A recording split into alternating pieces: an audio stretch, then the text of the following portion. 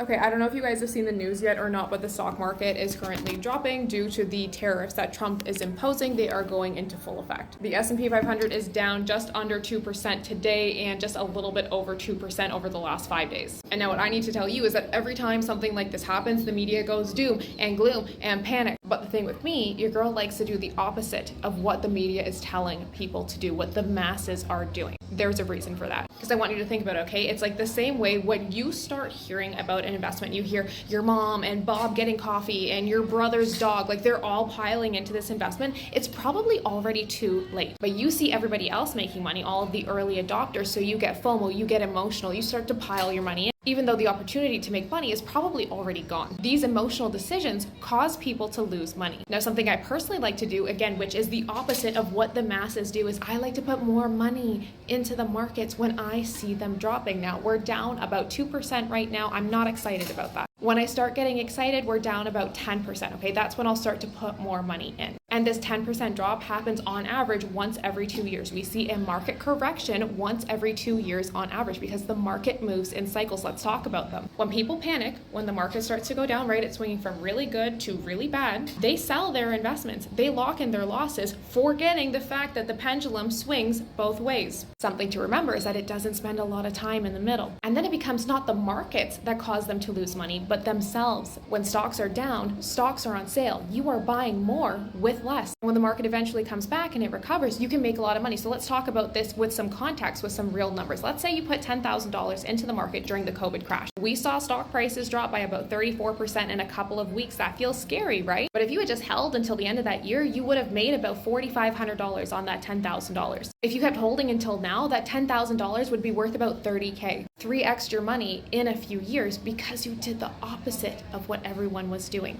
Now you need to understand that there are 4 main market cycles. Okay, the first one, accumulation. This happens right after a crash. This is when smart people, they go in and they start buying up assets on the cheap. Then we have the markup. The economy starts to improve. More people start to jump back into the market. More money starts going in. Then we have euphoria or the bubble. This is when people are like, stocks can only ever go up, right? They start to get FOMO. They make emotional, bad decisions. Then you have the downturn, okay, when prices start to fall. People get scared, they sell at a loss, and then the cycle starts all over. Remember, with smart money coming in and buying up assets on the cheap. Understanding market cycles is what separates real investors, the people who actually make money, from the people who just read headlines and react emotionally. So when you see the news about the stock prices falling, remember, that is when the real money is being made.